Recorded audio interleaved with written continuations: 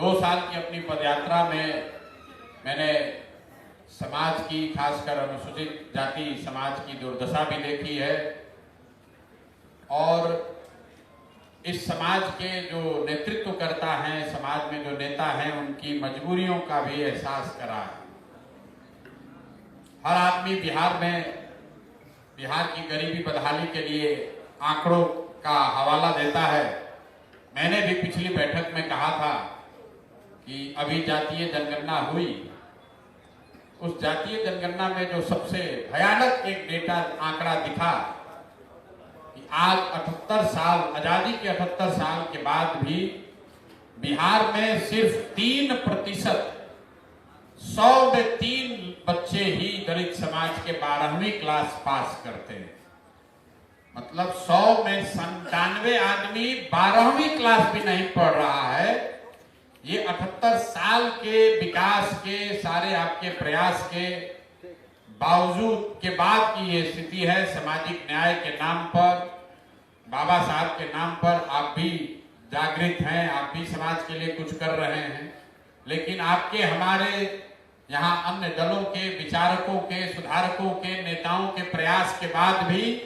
100 में 3 ही बच्चा 12वीं क्लास पढ़ रहा है।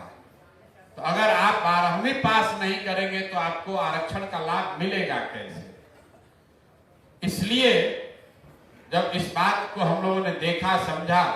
तो तय किया कि जो बाबा साहब ने बात बताई है उसमें अपने संदेश में सबसे पहले उन्होंने संगठित होने की बात नहीं कही, उन्होंने संघर्ष की बात नहीं कही। सबसे पहले उन्होंने कहा शिक्षित बनो, क्योंकि बिना शिक्षित हुए अगर आप संगठित भी हो जाएंगे तो भी आपको लाभ नहीं मिलेगा। और ये मैं नहीं कह रहा हूं, ये आंकड़े बता रहे हैं, क्योंकि ये संगठित तो बहुत बार आप हुए। जो उन्होंने तीसरी बात कही, संघर्ष करो, संघर्ष तो आप में से कई लोगों ने, कई महानुभावों ने किया, लेकिन जब तक शिक्षित होकर, संगठित होकर संघर्ष नहीं कीजिएगा तब तक उसका लाभ नहीं मिलेगा। तो पिछले 4-5 महीनों में हम लोगों ने कई छोटी बड़ी बैठकें करके ये तय किया कि भाई जन सुराज का जो संसाधन है उस पर सबसे पहला अधिकार समाज के उस वर्ग का है जो शैक्षणिक, सामाजिक, आर्थिक तौर पर सबसे पीछे है। इसलिए जब ये प्रचार प्रसार का काम शुरू हो रहा है तो सबसे पहले बाबा साहब अंबेडकर के नाम पर उनके संदेश को ले जाकर घर घर पहुंचाने के लिए इस अभियान की शुरुआत की जा रही है, जिसमें आप सभी साथी जुड़ रहे हैं। कई लोगों को लग रहा होगा कि इससे होगा क्या। आप जरा समझिए, 100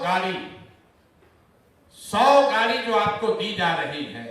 अभी शायद 150 गाड़ी दे रहे हैं, अगर 100 गाड़ी भी आप समुचित तौर पर उसका उपयोग करें, एक गाड़ी पर 4 लोग दिन में अपना सब काम करने के बाद भी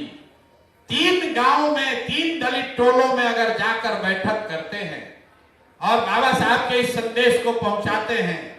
वहां पर रहने वाले परिवारजनों को, अपने बच्चों को पढ़ाने के प्रति सजग करते हैं, उनको ये बताते हैं